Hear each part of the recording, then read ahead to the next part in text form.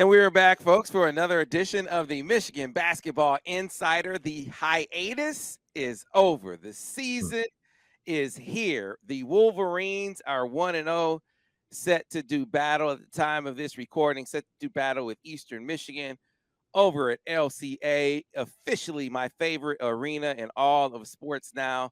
And happy and excited to be able to dissect this team with my man, my guy, my big fella, Tim McCormick. Tim, how are you? I'm happy as well. The college basketball season is going to be really interesting. And I love the start of a college basketball season, maybe even more so than NBA. There are so many new players with key roles. You're excited to see the freshmen. Are they good? Are they hyped up? Or are they playing their high school year versus subpar competition? Or are they really good? And when you look at the guys that come back from last year, do they get better? That's always a big question. What did John Sanderson do from them? Do they take a jump in their off-season shooting? There's a lot of good stuff going on. And more than anything else, I am so excited to get our season going and get some elite competition. And it just kind of makes me reminisce a little bit. Hey, man, so here's the thing. I know, been doing this long enough to not approach analysis of a team, analysis of a player like a fan, right? Right. You don't make grandiose projections based on an exhibition or based on one game. But I want to rewind the tape back a year. You remember coming off the NBA Players Association Top 100 camp, and I remember coming back from watching Jett there, and this was the culmination of a summer. And we're talking about Jett Howard, watching Jett there and seeing him really be adept, not only a shooting. He's always been. You watch him; he's always been a plus shooter, Tim. But what struck me at the NBA Players Association Top 100 camp was how adept he was at putting the ball on the deck, albeit mostly to his right, but not creating only for himself and finishing through contact at the rim, but finishing or creating for others. And I remember saying after that, it's like, I remember thinking this is probably a 3 or 4 year guy, but watching him and his development, I could see him being a two and done. I could see him being a two and done. And I remember you kind of pumping the brakes on me at that time, saying, I don't know, Sam. I mean, he has some things to work on, and I know he does. But after watching him over the course of his senior year, Tim, seeing him down at AI's camp, I know it's just an exhibition and an opening game here against subpar competition, but do you still think that's a far-fetched notion to think that Jett could possibly be a two and done guy? Well, based on what we've seen, I think his improvement is startling. And I remember at the top 100 camp thinking, this is a big, strong dude. Like he's a good driver. He didn't really impress me with his handle that much. I really liked his jump shot. But now all of a sudden he looks like a 6'7" NBA shooting guard. He's a bigger version of like a Jordan Clarkson in the Big Ten, like Bryce McGowan's last year. Just he wants to score. And I think that when I watch Jett, he's faster. He's leaner. He looks more athletic. His shot's always been beautiful. And he's always had that gunslinger approach. Like some guys, they're out there to hunt shots. And that's what he does. Like he's not a ball hog at all.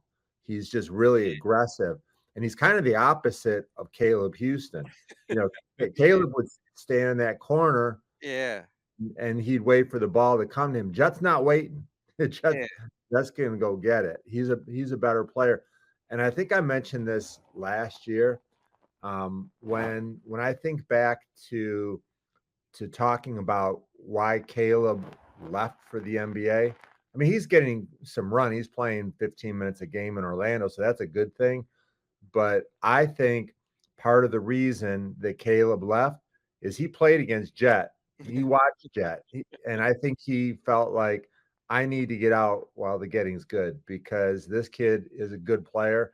I don't think a player like Caleb would actually admit it, but in the back of his mind, he probably was thinking, this guy's better than me. Yeah, that could be. I don't know. I don't know if that's what went into it or not, or if he just had a certain timeline for wanting to jump to the pros. The reason why I compare them is because, you know, two guys stepping into similar roles. And Jett sliding into his position, right? And so he's sort of calibrating the expectations for Jett relative to what we saw from Caleb last year. It's a reasonable comparison to make. Should we expect more from Jett than we saw from Caleb? And I think the answer to that question is yes, because he is just a more versatile player. He can shoot coming off screens. He can pull up in transition, right? He's a guy that he could be a spot up guy. I mean, however you want him to get a jumper, he can get it.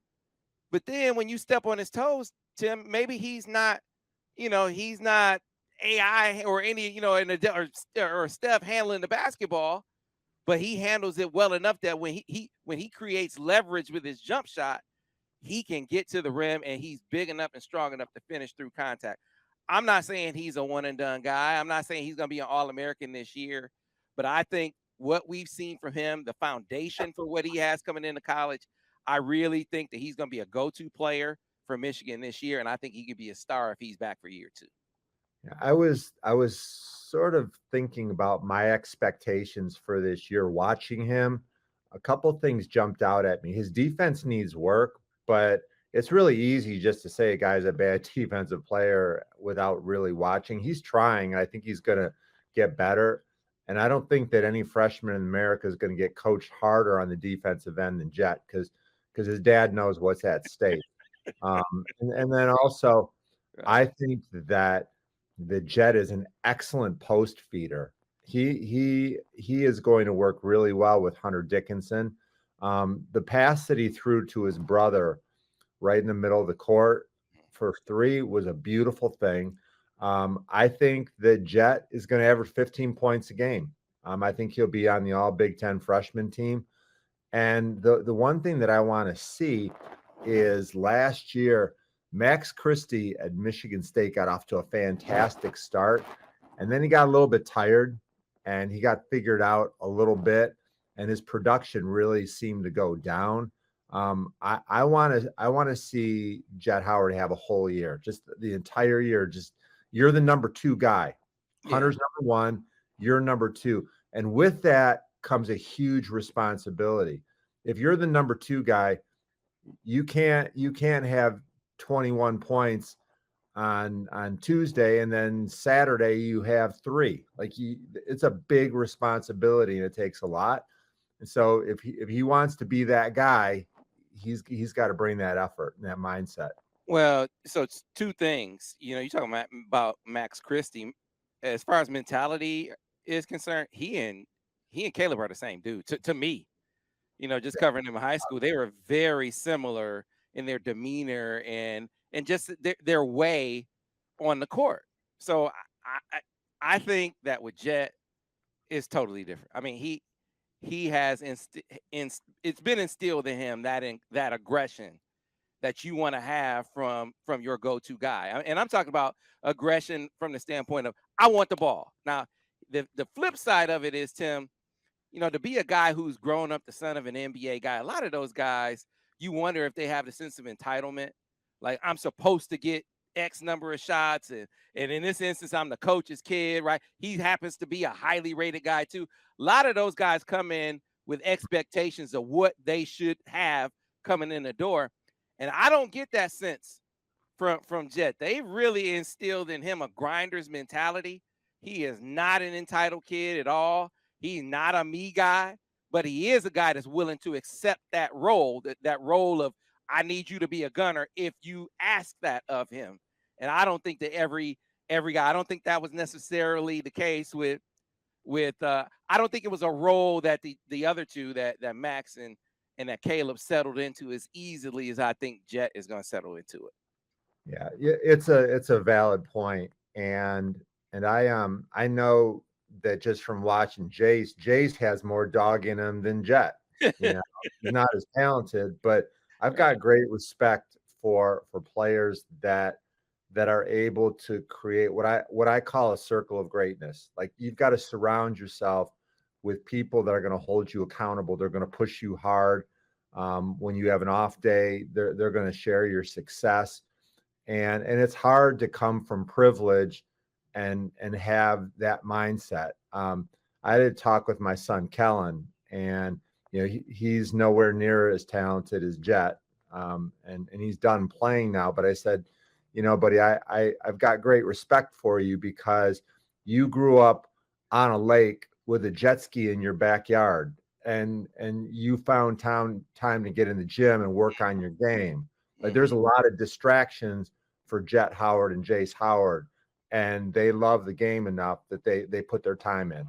Yeah, it's a great point, and one that I think is really going to aid in his development as a guy. Because I mean, that's parenting.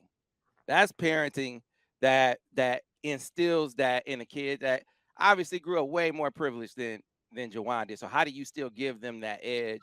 How do you still give them that mentality? He's done that with both of their guys.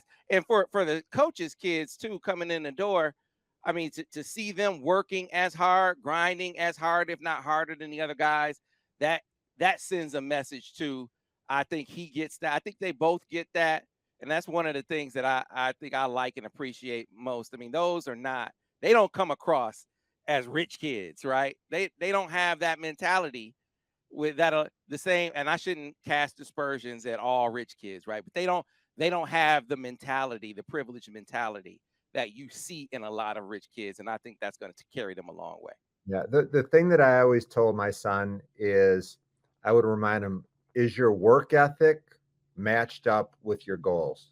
Because you can't say, I want to be a D1 player and take 2 days off a week. Like you need to be a 7 day per week guy, and you've got to get your workout in every day. And I used to challenge my son on Christmas, you got to get in the gym because that's a separator day. That most players are not doing that. But if you get in the gym on Christmas, if you take your ball on your vacation, if you have a touch of the flu, but you find a way to still work on your ball handling drills, that's how you separate. And Jace and Jett both have that. Yeah, I want to carry you back to a discussion before we move on and talking about some of the other guys. When Michigan didn't get Terrence Shannon, and when they never entered the race for Emoni Bates. When both of those developments happened, when they missed on Terrence and then they didn't pursue Emoni,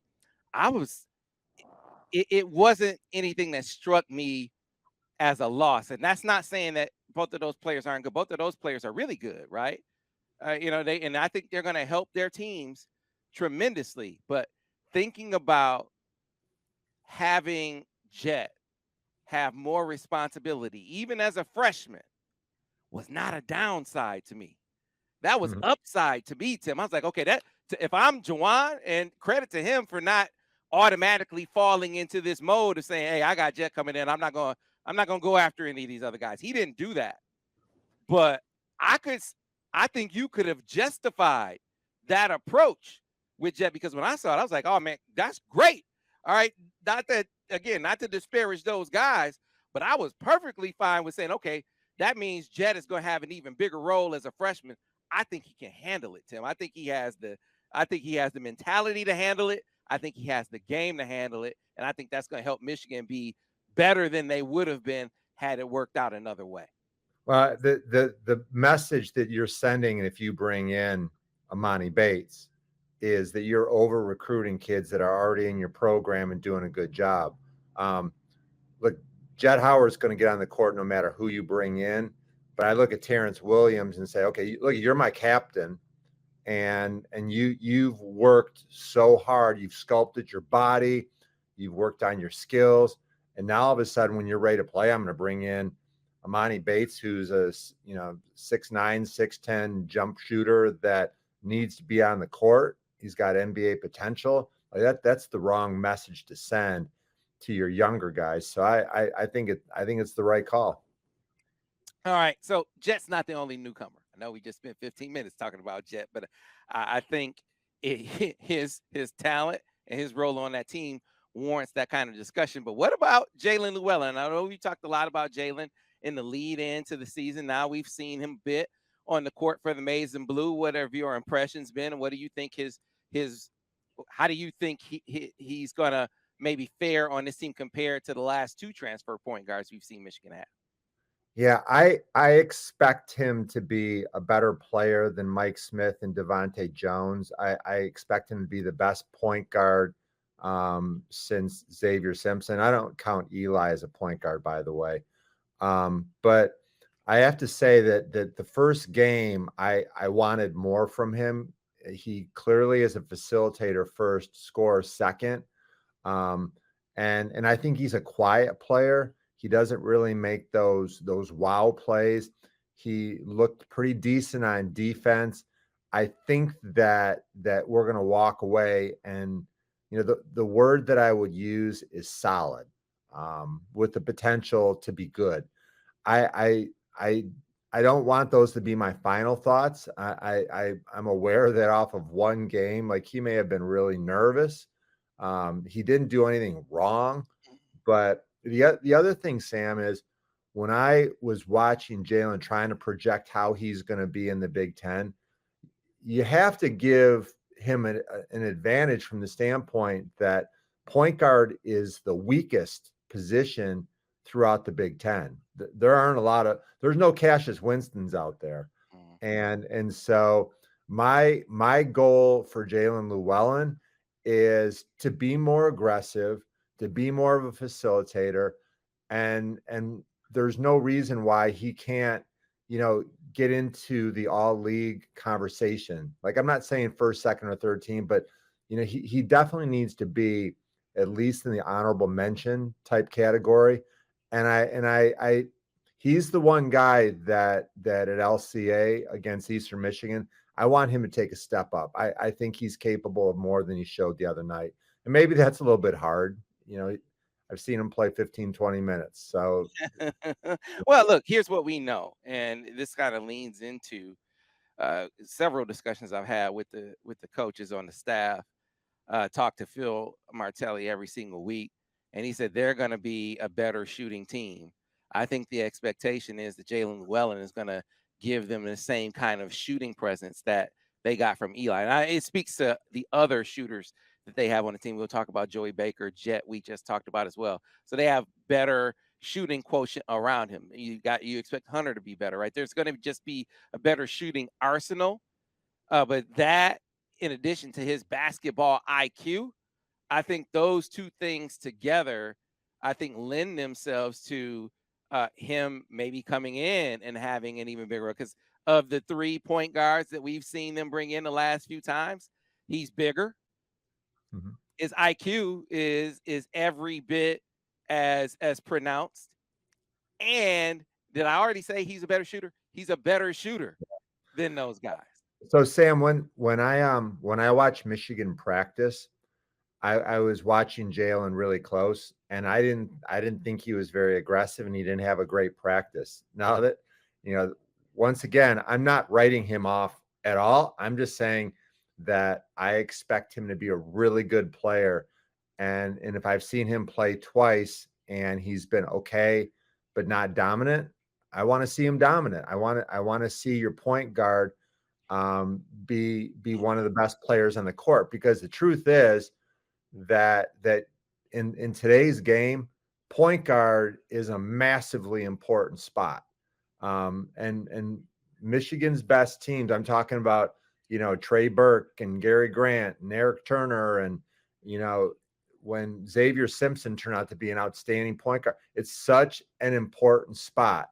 Derek Walton, obviously, and so I want him to be a transformational player, not a pretty good player. Yeah, so here's the thing, and something to really think about. Tim, he's not a guy that I think is going to consistently, just beat guys off the dribble. I think you're going to have to get him leverage with ball screens, and Michigan happens to be a ball screen heavy team. I mean, 2-man game with Hunter, I think, and Jaelin, I think could be really, really good, right? I think as teams respect his jump shot, I think that's one of the things that will help create leverage for him. But what I like about him is different from the last two, and this is not a disparagement, but the fact that he's a plus shooter allows him to not always have to be that aggressive guy. I'm not saying that they don't need him to be more aggressive, but you put him on the floor with Kobe. You have Jett go get it at times. He's a guy that can park in the corner. You gotta get a hand on him or leave the lane open because he can make you pay from the outside. So I don't think it's all bad that maybe he isn't in alpha as a point guard in terms of aggression, while also saying that I think he could stand to show a little more than he's shown thus far in the Here's very young here's season. here's an idea. Michigan has some big games coming up. Michigan coaches sometimes hold the playbook back a little bit. Maybe he doesn't want to show too much Could right be. now at the Could Eastern Michigan. That's possible. But I just mentioned Kobe, so I'm still very high on Kobe, man. And I'm curious, and I've heard a lot of positive things, but I'm curious what you heard and what your observations are through an exhibition and one game. So he's Michigan's most critical player. He's replacing Eli Brooks, who is an all-time great. He's the only true shooting guard on this team. He's still really young, and last year he didn't shoot well, and he didn't do anything that made me feel like, gosh, this guy has beautiful form. Sometimes he looks a little bit loose with his shot. The reports are he didn't shoot great in Europe. When I watched practice in October, he shot okay. But I want to see him get hot. I want him to have great confidence in his shot. And sometimes, and this goes back to last year, I kind of felt like Caleb and Kobe are kind of the same guy, that they really need stuff to feel good for them, to make a couple shots, to make some plays. And so with Kobe, I think he's going to be a really good defender. I think he's going to be outstanding at some point in his career. And I want it to be right now. I think that Michigan needs him. He's going to get open shots. And so on his open shots, I want him to be that 45% guy, that his misses are inside the rim. Don't miss left, don't miss right. That's an erratic shooter to me. His shots need to be straight and they need to be close. That's a big key for him. I think he's going to be good. I think that he's already a good defender. He's a good athlete.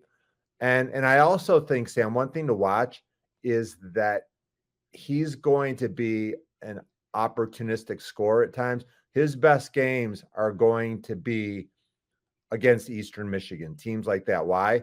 Because they're going up and down, and he's going to get some stuff in transition. He's going to get a dunk. He's going to get a layup. He's going to get foul. He's going to make free throws. And then everything gets a lot easier after that. If it's a half-court grinder against Purdue on the road, it's going to be a little bit harder for him. He's not going to get any easy points in that setting. Yeah, what I hope is I hope they tell, and it's just me watching him in high school. I hope they tell Kobe keep shooting. Yeah. Oh, You know, yeah. I hope that they empower Kobe to go out and hunt shots like we see Jett hunting shots through an exhibition and game one. Be a shot hunter, because I think that he is one of the guys on this team that can get buckets and can create buckets for others. He has to get that feel back that we saw him have in high school, because I understand what you're saying in that he's like Caleb, and I think you're talking about mentality wise. He can be deferential, right? And I could see that, but his game is so much more rounded than Caleb's. He can put it on the deck. He can finish over you. I was wondering if he could finish through contact. His body is stronger now. It sounds like, and you talk about him as a defender, and Kobe he couldn't stay on the court last year because of defense. I think, and we talked to Howard Isley about it, talked to Sadi about it, talked to Phil about it, and they said he looked like a guy who was committed to improving on the defensive end in the offseason. He's more vocal, and Kobe doesn't talk. I mean, he's not a loud guy, I should say. That's a better way to put it. He's not a very loud guy, but they're saying he's more audible in practice. He's more audible on the court. He's talking more on defense. If that can translate to his aggression on the offensive end too, I'm like you. I think he can be really, really good. I think he can be an integral part of this team. And when you talk about the bucket getters, the go get it guys, I'm thinking of two players. I'm thinking of Jett Howard and I'm thinking of Kobe Bufkin. If Hmm. both those two guys can do that, can fill that role, this team can go a long way. If one of them doesn't, I think it's going to put a ceiling on this team. Yeah, and I can promise you that Kobe has potential because Juwan Howard is not here messing around. Like he wants to get to Final Fours, and if Kobe Bufkin did not impress Juwan in practice every day for the last 2 years, he would have unloaded him or at least brought in somebody else at that position. So Juwan believes in him. I do too. Yeah, I'm looking for big things from Kobe. Have not left that particular opinion. Moving down the line, Tim. I mean, again, new faces are a part of college basketball now. You got to be ready to work new guys in. Joey Baker comes over from Duke. Well, I think he was 3 for 6 from 3-point range in game one. Right. And so Phil was saying, all the coaches were saying, this guy is going to give us a shooting element on this team from and not just from the wing spot, from the 4 spot too, potentially when we go to a small lineup that maybe could be a difference making quotient for us. I'm curious what you think of Joey Baker. I want him to have a big year, and he deserves it. He's a great kid, and he's seen a lot. He hasn't been really productive at Duke. As a matter of fact, a lot of his career has been a non-factor. But I think that there are reasons for that. First of all, you could see it if you watch the game in Fort Wayne, is that Joey Baker is not a Coach K guy. Mike Krzyzewski recruits 5-star wings, and he tells them, get out there and use your athleticism and pressure the ball. And that's not his game. It was probably a bad fit right from the start. Who was at Duke? AJ Griffin, RJ Barrett. I mean, you could go on and you can name 10 perimeter guys that he had to compete for with minutes. He's not an exceptional athlete. That's not his game at all. And he was never going to defend like what Coach K wanted him to. Also, when you think about the importance of Duncan Robinson at Michigan, like he got plenty of shots just by being out there. And I think that Joey Baker is going to get a lot of shots off Hunter Dickinson. And Hunter's going to get a lot of shots off of Baker. He's smart. He's a leader. I think he was a captain at Duke before he left. And he's a great shooter. Remember what I said earlier about Kobe's shot, how it needs to be straight. If Joey Baker misses a shot, I mean, it still looks good. It looks like it's going in, and it may not always go in, but it's a thing of beauty. And that's one of the first and most important parts of shooting is being able to repeat your stroke. Yeah, look, be Duncan Robinson. Be Sam Hauser. You just saw Sam Hauser last night. Be Sam Hauser, right? For Michigan, you don't have to be, a Duke wing. Be a star in the role that they have for you as a shooter on this squad, especially with Hunter Dickinson in the post, like you just laid out. And now you got guys that if they have floor spreaders, Tim, and that's why I like Jaelin Llewellyn not always having to be a ball dominant point guard. He can be a floor spreader. Joey Baker can be a floor spreader. That opens up the court for guys that I think can be creators, either for themselves or for others. I'm thinking of Kobe. I'm thinking of Jett. We're going to talk about Dougie in a minute here. I like that element on this team. And so that's one of the reasons why I think Joey Baker's role at Michigan could be so much greater, much greater than it Right, was. you're right, Sam. And think about this. He's going to go into West Lafayette and Assembly Hall and the Kohl Center, and he's going to say, what's this about? This is no big deal. Like I've played at Duke, North Carolina. I've seen hostile environments. He's played in some big games. And I would imagine right now that 10 times this year, you and I are going to do a podcast when we talk about the fact that wow, Joey Baker really helped Michigan win this game with his shooting, with his court spacing, with his smarts. He's going to win some games, Sam. All right. So, Dougie, what do you think of Doug McDaniel so far? So Doug reminds me so much of Frankie Collins. Yeah. Just so fast and hyper aggressive. And I got to know Doug pretty well at the top 100 camp. We actually spent a lot of time together. We ate some meals together. And one thing that I liked, I'm not sure I ever shared this, you probably saw it, but in between games at the top 100 camp, Doug McDaniel would put on his Michigan hoodie. It was a yellow hoodie. It was a maize hoodie with blue lettering, and he wore it all the time. Like he was proud to be a Michigan guy. And I think that he's highly aggressive. He wants to score the basketball. I think he's a better shooter than what people think. And I also think he's going to have a hard time as a freshman in the Big Ten finishing over shot blockers. I think he'll struggle with length. Yeah. I don't know how his mid-range game is. I've never seen him do it. Doug McDaniel is going to be a really good pick and roll guard. I've heard people say that he's going to pick up full court. I think it's a hard thing to do in the Big Ten. Picking up full court doesn't scare anybody, but he's going to be fun. He's going to be a spark plug. And for a freshman, he's going to get a big time opportunity to play. So I'm thinking he's a key player. He's probably going to play double figure minutes per game.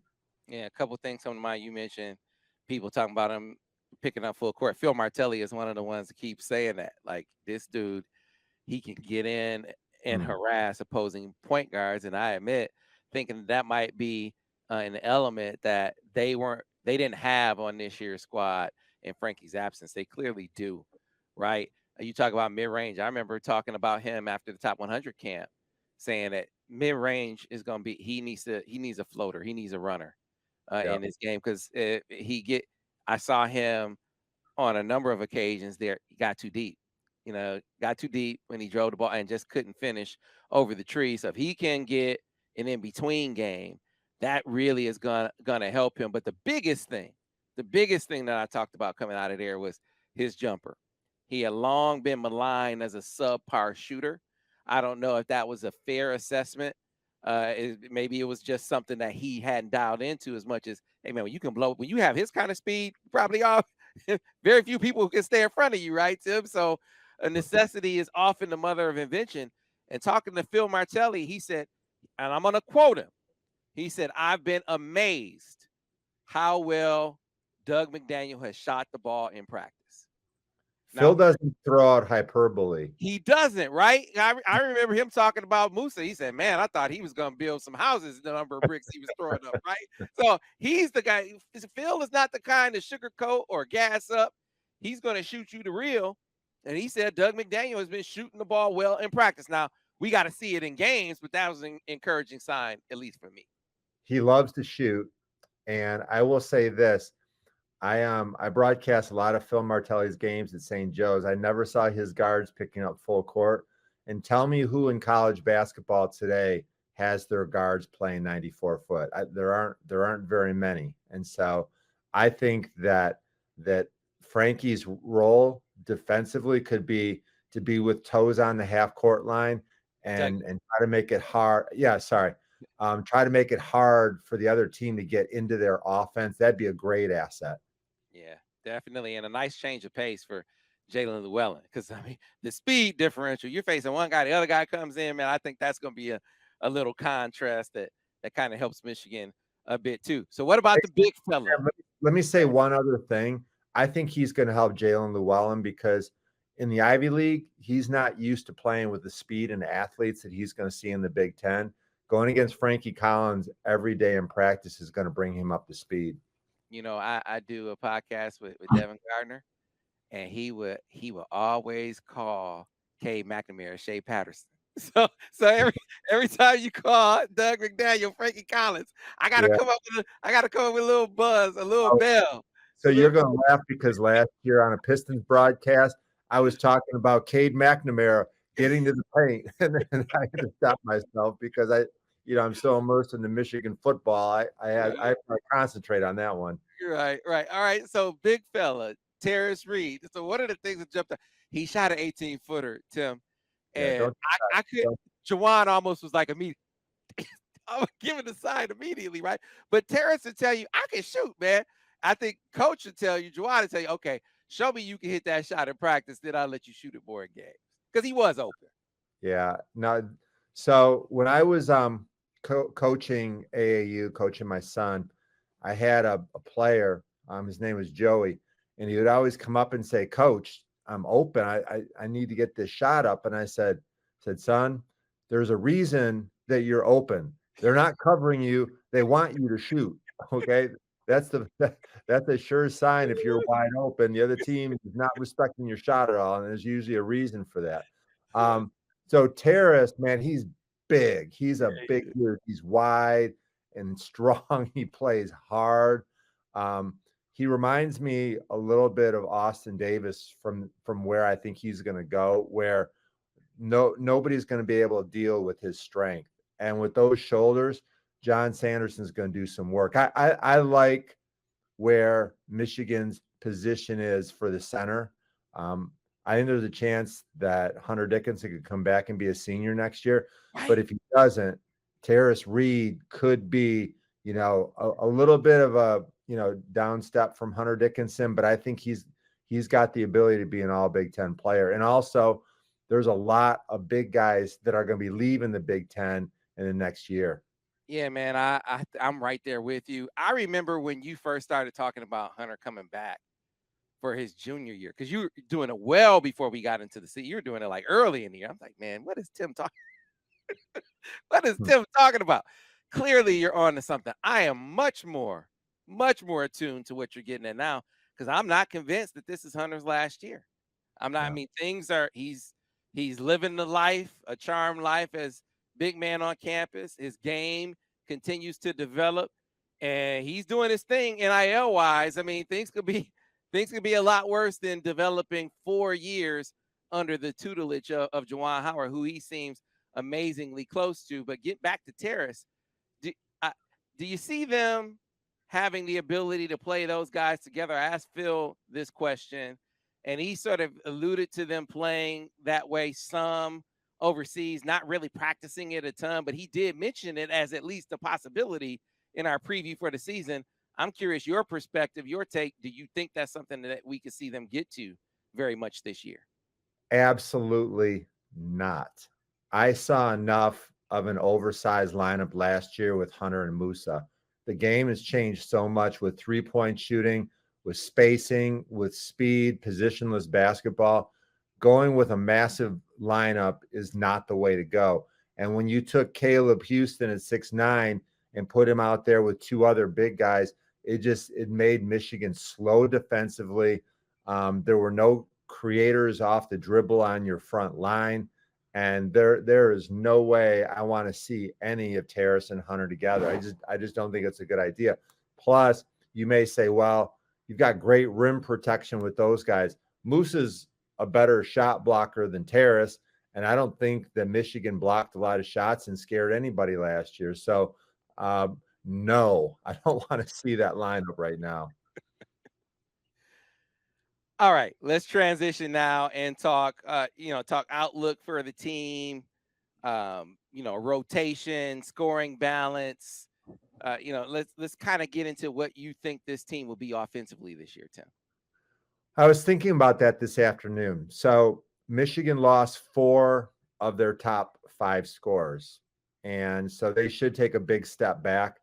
I don't agree with that. I think that they have better chemistry. The pieces fit better together. I think 8 guys will have double figure games this year. And so there's going to be more players that feel connected to the process. Uh, I think one of their challenges, they're going to need to find good balance. So let's talk about the scoring mix. Pick a number, Sam. What will Hunter Dickinson average? I think Hunter will average. I give him What did he average last year? I guess I should use that as a good gauge. What do you think, Uh, like 19 18? point, 19 points a game, 19, 20 points a game. I think he'll be in that range. So I wrote down 20. What about Jett? Jett, I'm with you when you said 15 points a game. 14, 15 points a game is where I am with Jett. So that's 35. And when I'm watching the four guys on the perimeter talking about Llewellyn and Bufkin and Williams and Baker, I think three of those four guys, I don't think any of them will average double figures, but I think three of them will need to get double figures for Michigan to be a potent offensive team. Llewellyn may creep into double figures. I need to see him a little bit more. But those four guys, their scoring is going to be situational. In the fast and up and down game, Kobe Bufkin's going to thrive, and he may break out and have that 17-point game. Half court game against Rutgers on the road. That might be the game where Hunter's kicking it out and Joey Baker gets more opportunities and he makes 5 threes. So those four players I think are your secondary scorers. And if you get three of those four guys at double figures, then all of a sudden you're scoring 80 points and your offense is, I don't know if it's prolific, but it's certainly one of the best. Yeah, I guess I'm definitely with you on talking about Jett and Hunter. But I was kind of looking for Kobe to be a double-digit scorer, 11, 12 points a game. Mm-hmm. Kind of feeling like he would be somewhere in between what we saw from Devontae and Eli last year in terms of, I don't think they'll have 4 double-digit scorers like they had last year, but I think they could have 3. And So pick one. remember Caleb averaged double digits last year. Yeah. So pick one. Who's more likely to average double figures, Kobe or Jaelin? I think Kobe. I think Kobe. Jaelin will have the ball in his hands more. I don't even know about that. As we get into the season, because I think Kobe is going to see. He's going to see some time as a guy, a ball dominant guy too. I think it's just a matter of convincing him to be a shot hunter. If he does that, I have little doubt he'll be a double digit scorer because he can get to the rim, and I think he's a better shooter than he's shown thus far. Just gotta instill in him that we need you to be like Jett, a little more like Jett in hunting for your shot. I just think he is a more versatile offensive player than Jaelin is, and that's not a slight. I just think when we talk about who's the most capable double-digit scorer, I think it's him. Time will tell if I'm right or not. I put it this way: I think for Michigan to go the farthest, I think it needs to be him. I think he needs to be that prominent of an offensive player for Michigan to be a deep run team, as opposed to a team that wins 1 or 2 games in the tournament. So one thing to watch, Sam, that scares me a bit, and there may be times this year I'm laying in bed at night worried about it. They need Jaelin Llewellyn and Doug McDaniel to stay completely healthy. Those guys need to play 30 plus games, because I don't know who's going to be your point guard if they get hurt. I don't trust anybody else on the team. And I love having 3 point guards that I trust. That worries me a lot. What about you? Yeah, it does. I think that they feel pretty comfortable with Kobe as a fill-in minutes guy. He's not necessarily the backup point, but you can slide him in there to get some minutes and take some of the pressure off of Doug as a true freshman. But if one of those guys were to go down and you were to make him your primary backup at point guard, I think they would start to feel that, if for no other reason, then it would take away from the kind of aggression that you want to see from Kobe in going to get his offense, which I think is a big key for this team. You need some shot hunters on the perimeter, and I think that's one of the key roles for Kobe this year. And I believe he's going to do it. I mean, just talking to him, kind of, I ask all the guys, is he different? And Sadi said something to me when I asked him about it. He said his confidence level, he is a totally different player. I mean, yeah, does he add elements to his game? Did he work on his defense? Was he in the gym getting up shots? Sure, all those things. But just his presence on the floor, the way his shoulders are when he's walking in the gym is different this year. You could call it the experience that haven't gone through 1 year, or maybe it's the work that he put in the lab in the off season, or some pep talk he got, a combination of all of the above. But they seem to think he's different, Tim. Now we got to see it on the floor, but based on what I saw from him in high school and what they're saying about him now, I'm expecting him to be a double-digit scorer for Michigan this year. I think it'll be fun to watch and see. I would imagine that Jett Howard very much wants to lock up Emoni Bates on Friday night, and Kobe Bufkin's probably going to get that assignment. I agree. No one knows him better on the team. I mean, those guys got a lot of run together, work out together. I'm sure they know each other's game in and out. So that's who I would expect to draw that assignment. And it'll be an interesting one to watch. Before we get in talking about Eastern Michigan and the preview of the Eagles, how deep of a rotation do you think Juwan and company will have this year, Tim? Well, I watched the other night, and I was asking myself that question because has Jace earned a rotation spot? Because I think he would have been number 9, and he's a captain, and I think that he can win games for you in a lot of different ways, not scoring, but intangible wise, playing good defense, grabbing loose balls. I think he's got a role of, 3 or 4 minutes per half, not always, but a lot of games. So the guy that I started asking about is Yo-Yo. I don't know if he was hurt. Not sure why he didn't have a spot in the rotation the other night.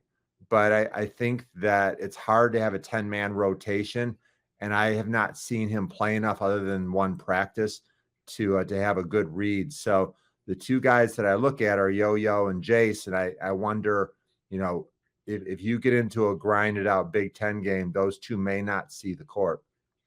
Yeah, I definitely think Jace over Yo-Yo right now. I think the demeanor he brings to the team on the defensive end, especially, because if you ask them, what are they most concerned about? They say defense. They're still trying to figure out. I mean, they're drilling it. They work on it hard. You talk about the emphasis that Juwan places on it, and yet you got a lot of new pieces to the puzzle that they're trying to work in. And they were playing grown men overseas, but I think it was one of those things where they're like, man, we got work to do. We got work to do on that end of the floor. When they were talking about even PFW, I still want to call them IPFW, right? They were talking about some things on the defensive end of the floor that they want to tighten up. Jace, to me, when I think of who brings you the most of what you want on that end of the floor right now, I would point to him. Yeah, right. Big, physical. He knows his assignments, right? Effort is never a question. He's always going to run the floor. He can tell other guys what to do. I think that alone is going to get Jace minutes. And Yo-Yo, remember, he's making the transition, man. I mean, that's not to say he won't make it this year, but I wasn't surprised that that's not a guy, a rotation guy in game one. May not be a rotation guy for some time as he learns the ropes, making the transition to basketball stateside. Right. And I think he'll be good. He'll be a good player. Think about this, a year ago, Yo-Yo was preparing for his first game, and he's playing against Israel. And next week he's got Iraq. He's playing men in tough situations. So I'm anxious to watch him play. All right. So now let's get into the Eagles. Eastern Michigan never had a player of the profile coming in anyway of Emoni Bates. This is a youngster who I haven't seen a freshman do what he did in this state, obviously, but I came to think that he was the best freshman player I'd seen, Mm, and wow. comparing him to, and I'm talking about like wing type players. Comparing him to He was the best you saw last year? the best play. No, I'm talking about freshmen in high school, not Oh, in oh, college. okay. No, no, no, no, no, no, no, no, no, So no. you and I were watching No, no, no. No, no, no, no. Not freshman in college. I was yeah. about freshman in high school. Okay. All The right. Now best you're freshman I had ever seen, until I had seen Emoni, was OJ Mayo, but OJ was probably a little older freshman, right? And I saw KD. I saw Magic Johnson. Okay, see, I didn't see Pretty Magic as good. a freshman. I didn't You know what? see I This didn't see might be Chris Webber as a freshman. okay. This is we're gonna take heat over this one, but Foster Lawyer made the dream team as a freshman out of Clarkston High School. Yeah, Foster Lawyer couldn't I he know, couldn't I come know. close to what Amani did as a You're friend. right. You're He was right. phenom, carrying a team, literally carrying a team to a championship. And obviously, that was the pinnacle of his high school career. He had a good sophomore season, but things didn't materialize. There wasn't the constant incline in his high school career, and it sort of led into where he went over to Memphis, where it was kind of up and down. And no injuries were a part of it, but has some developing to do. Is the point. And I think Eastern is a spot that could really be one that's conducive to that growth. I'm curious what you expect to see from him against Michigan tomorrow, and what you expect to see from him this year at Eastern. You forgot George Gervin. George Gervin has to be on that list, right? Oh yeah, yeah. I said coming in. I don't know what George Gervin's profile was coming in. That's why I He's- qualified it as coming in. He's playing in the George Gervin Center, right? So if he can become George Gervin like by the time he leaves, you're going to be a pretty damn good player, really damn good player. Yeah. So this will be fun to watch. The battle for Washtenaw County supremacy, right? No offense to Concordia College. Uh, I think that it's going to be a fun show to watch. And Emoni Bates is the headliner. There's no doubt. And the question remains, how good is he? Is he an early bloomer that has plateaued? I do think it's a good question. He's a prodigy. He comes with a lot of baggage right now. Before he plays his first college game, he's already had a gun charge and he's had a court case and he's been suspended for his first game. He's 6'9", listed at 6'10" in the program. He's a small forward. He's a really good shooter.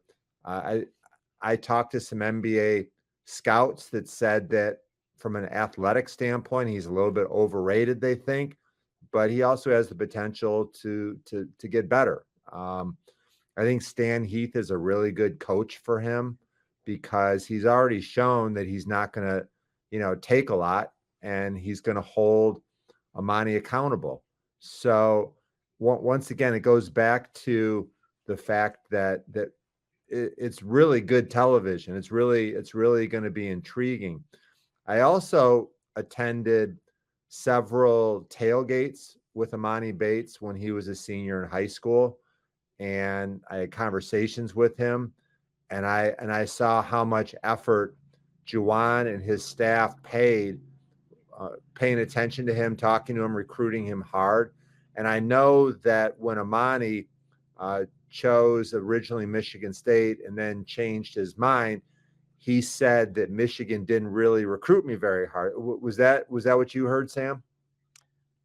I mean, they had their hat in the ring. I had heard about them being involved in that recruitment from the onset. I Yeah. I, I remember, but did they recruit him as hard as maybe Michigan State? I think they recruited him to the level that they thought he was going to be a college player. Mm-hmm. And you remember at the time, very few people thought he would play in college. But then we had NIL rules come in, right? That made that a lot more, a lot more likely scenario. So I didn't look at their level of recruitment as as being indicative of them not dotting their I's and crossing their T's, not being on their P's and Q's in recruiting. You have to measure, you have to calibrate your recruiting attention, right? Where you spend it, even if it's a local guy, is important, especially if you think it's a local guy that won't spend a day in college. And for 3 years or however, yeah, for 2.5 years, everyone was saying there's no way he Yeah. ever spends a moment in college. So the amount of effort that they were spending on him was more than some teams, just not more than Michigan State. So I mean, I didn't take that as an oversight or something I to be think critical of. I think Juwan, I think he took it personally, and because he did recruit him hard, and I think Juwan will want to shut him down. More So I important. mean, I guess I would say what constitutes hard. I think his definition. I'm just speculating. His Hmm. definition of recruiting hard is, you know, someone is out to see me once every couple of weeks. Right. Someone is contacting me every other day. Hmm. I do think Juwan recruited him hard. I think Michigan recruited him hard under the circumstances. Do I Right. think it's what he would classify as hard? Clearly not. If it was likely that he was going to go to college, then maybe they would have recruited him to the level that he was talking about or he was thinking. But I don't slight Michigan. I'm not critical of Michigan for not doing that. Yeah, I agree with you, Sam, and I think that also the fact that Jawan knows that he has two sons that are wings that he was going to recruit even harder. It did make sense, but I think it's a fun matchup. I don't think Eastern Michigan is as good as Purdue Fort Wayne. I would expect a 15 to 20 point win for Michigan, but I do know that there's a lot of kids on that team that I saw growing up. Tyson Acuff, he was at Duquesne last year. Legend Jeter's a good ball player that played in the Big East. Golson, the kid from Ferndale, he played in the MAC last year at Siena. North Um, Carolina's a player. yeah, I mean there's some good. The kid from Georgetown. There's some talent, but I expect them to be a little bit sloppy, and it should be the kind of game that Michigan can get out in transition. Yeah, and so the matchup you mentioned, Kobe. I think Kobe draws the Emoni matchup as a starter. I would not be surprised to see Jett draw some of that assignment too, because the name of the game is physicality. Hmm. You want to be physical. So you look at Emoni Bates's development at Eastern. Part of it is going to be the part above the net and shot selection. I mean, the thing that would always stick out to me was, man, he would jack some shots, man. I mean, just Mhm. indiscriminately. It didn't matter. He could be 5 steps beyond the 3-point line. He was putting it up. It could be two guys running out on him. He's putting it up. And I pretty adept ball handler at his size, but even at the high school level, finishing through contact could be a chore. You get to this level, guys can knock you off your dribble. And when you get to the rim, they can knock you off, period. So him getting bigger and stronger is, I think, going to be a key part of his development. And then also developing that shot selection that, hey, I got to get my other guys off too. And so can he develop that balance of when to go get mine and when to help them get theirs? But this is what his first college game. I don't think that either of those things will have been developed in this contest. So, play him to jack a lot of shots and be physical with him. And I think Michigan will be able to hold him at bay if they do those things. And he shoots from so far out that I would expect long rebounds. Michigan's guards have to help out. And every one of those missed long shots is a potential long outlet pass that can start their break. Yeah. Should be really, really interesting. Anxious to see Michigan in this game. And I'm rooting for, on the side, I obviously want to see Michigan beat the brakes off of Eastern, but I'm rooting for Emoni Bates to really, live up to his potential. He was a special, special, special talent as a young high schooler. And I just want to see him get to the level that we all thought he would get to when we watched him at that time. And Stan coaching him, I think the experiences that he's been through while trying and embarrassing in some respects, they can really help develop him, help mature him in the ways that he needed to mature, and that translates on the floor too. And so hopefully those things lead to him fulfilling the kind of promise we all saw him show as a high schooler. I just want to see more guys from Michigan. You remember the day every year Detroit was putting out 3 NBA players. Flint was putting out 2. I mean, there was a lot of talent in this state, and I want Emoni Bates to be one of those guys too. Yep. All right. So next week when we come back, we will break down this freshman class. Tim has broke both down thoroughly. Papa Conte, George Washington. I know you had the NBA Players Association Top 100 camp. So we'll break those down. We will reflect upon this week, and we'll start getting to your questions, right? If you want to see us go live with this podcast, respond in the comments. Let us know that you want to have some interaction with Timmy Mack. Because, Timmy Mack likes to mix it up. He likes to get your questions, right? So if you want to go one-on-one with Timmy Mack with the questions live during the broadcast, let us know you want us to go live, and we'll see if we can make that happen, right? So looking forward to it. Looking forward to breaking down more Michigan basketball with you all season. If you like this podcast, be sure to rate it. Be sure to review it. Be sure to tell all your friends about it. They can find it wherever they get their podcasts, Google, Stitcher, Spotify, iTunes, you name it. And, of course, like this podcast on YouTube. Subscribe to the channel. That way, whenever we do a new episode, you'll get a notification alerting you to that fact. Until next time, folks, thanks for watching another edition of the Michigan Basketball Insider.